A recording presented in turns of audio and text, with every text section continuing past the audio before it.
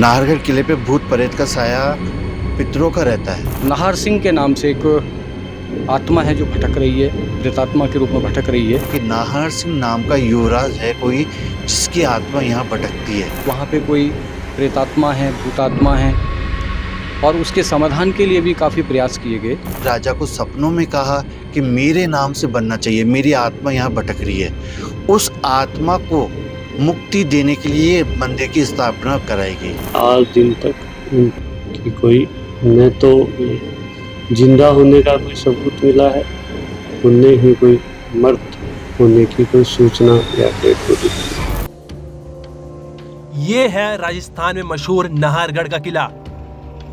ये किला जितनी अपनी भव्यता, इससे जुड़े इतिहास और विशाल आकार के चलते दुनिया भर में मशहूर है, उतना ही अब यहाँ होने वाली रहस्यमय घटनाओं की वजह से चर्चा में आता जा रहा है। हालत ये है कि यहाँ घूमने आने वाले लोग अक्सर कभी गायब हो जाते हैं, कभी किसी हादसे का शिकार हो जाते हैं, तो कभी उन्हें दर्दनाक मौत मिलती है। आपको इसी साल नाहरगढ़ के इस किले में 1 सितंबर को हुए उस हादसे की याद तो होगी, जिसमें इस किले में घूमने आए 2 भाइयों में से छोटे भाई आशीष की जान चली गई थी, जबकि बड़ा भाई राहुल रहस्यमय तरीके से गायब हो गया था। आपको जानकर हैरानी होगी कि बड़ा भाई राहुल 2 महीने गुजरने के बावजूद अब भी लापता है। वो खुद ही कहीं चला गया, अपने छोटे भाई की तरह किसी हादसे का शिकार हो गया, किले के इर्द गिर्द मौजूद जंगली जानवरों ने उसकी जान ले ली, या फिर उसके साथ कोई साजिश हुई, ये फिलहाल कोई नहीं जानता। नाहरगढ़ के इस किले में मौत का शिकार बनने और गायब होने वाले इन दोनों भाइयों के बारे में आपको लेटेस्ट जानकारी आगे देंगे, लेकिन पहले ये जान लीजिए कि आखिर ये किला कैसे अजीबोगरीब सिलसिले वारदात का गवाह बनता जा रहा है और क्यों। वैसे तो नाहरगढ़ के इस किले से जुड़ी नई पुरानी कई रहस्यमय और डरावनी कहानी जुड़ी है, लेकिन हाल के सालों में जिन वारदातों ने लोगों को सबसे ज्यादा उलझाया है, उनमें 25 नवंबर 2017 को ही वारदात सबसे ऊपर है, जिसमें एक आदमी की डेड बॉडी किले की प्राचीर से लटकती हुई मिली थी। चेतन सैनी, जी हाँ, यही नाम था उसका। चेतन सैनी इस किले में घूमने आया था, लेकिन बाद में उसकी डेड बॉडी किले की दीवार से रस्सी के सहारे लटकती हुई मिली। उसके घर वालों को शक था कि चेतन की मौत हत्या है, लेकिन पुलिस के मुताबिक चेतन ने खुद मौत को गले लगाया है, क्योंकि हालात कुछ यही इशारा कर रहे थे। अब सवाल ये था कि आखिर चेतन ने खुद की जान ली तो क्यों ली। पुलिस ने चेतन के बारे में पूरी तफ्तीश की तो पता चला कि चेतन की न तो किसी से दुश्मनी थी और न ही उसकी कॉल डिटेल में ऐसा कुछ निकला जिस पर पुलिस को शक हो, जिसके चलते हत्या के साथ साथ खुद मौत को गले लगाने वाली थ्योरी भी कमजोर पड़ती नजर आ रही थी। लेकिन इस पूरे वाक्य में जो बात सबसे अजीब थी, वो थी उसकी डेड बॉडी के पास दीवारों पर यह लिखा होना, चेतन तांत्रिक मारा गया, पद्मावती। अब सवाल यह था कि चेतन की जान किसी पद्मावती ने ली है, अगर हाँ तो वो कौन थी। जाहिर है इस मौत का रहस्य अब भी अनसुलझा है। 24 नवंबर 2017 की सुबह जयपुर के नाहरगढ़ की फोर्ट की जो प्राचीर है, यहीं पर चेतन सैनी नाम के शख्स की लाश मिली थी, जिसके बाद हड़कंप मच गया।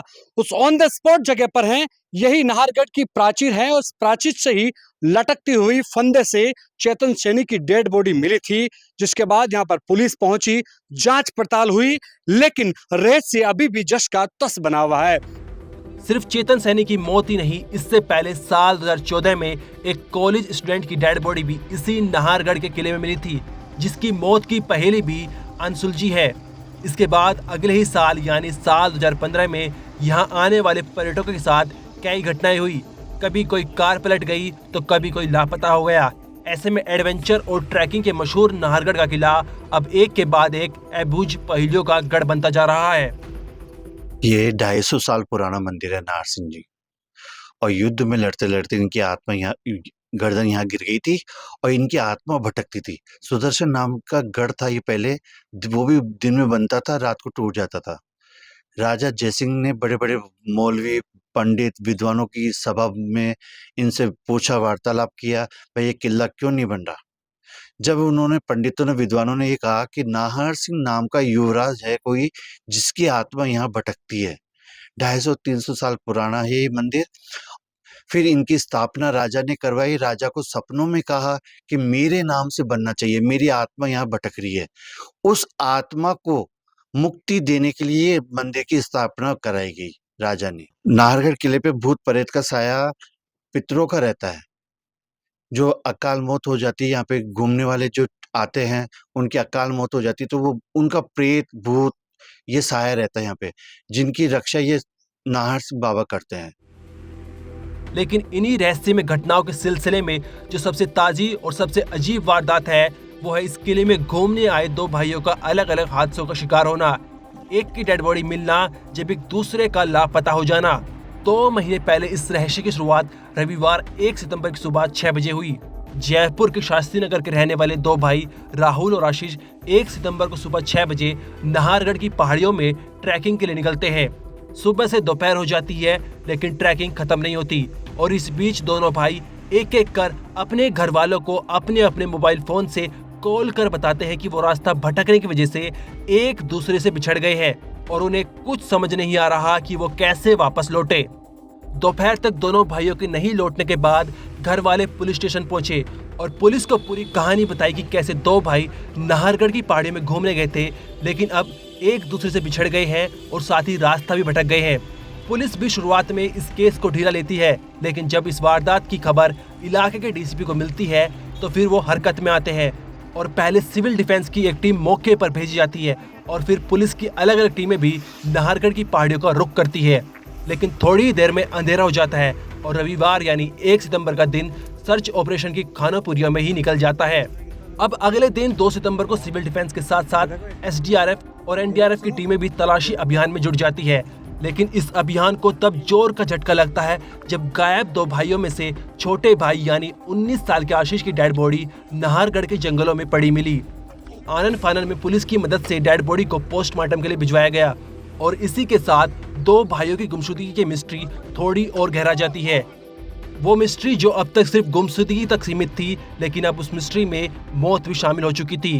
अब बड़े भाई राहुल को ढूंढने के लिए ड्रोन हेलीकॉप्टर के साथ साथ कम से कम 200 लोग पूरे जंगल का और खासकर उस रूट का चप्पा चप्पा छाने लगते हैं जिस रूट पर दोनों भाइयों के जाने और गुम होने का अंदेशा था।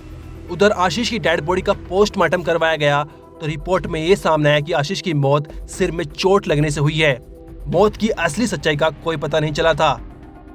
1 सितंबर 2024 वार रविवार सुबह 6 बजे राहुल और आशीष नाम के 2 सगे भाई जयपुर की नाहरगढ़ की इन्हीं पहाड़ियों से रोंग ट्रेकिंग करते हुए आते हैं और चरण मंदिर में धोख लगाते हैं।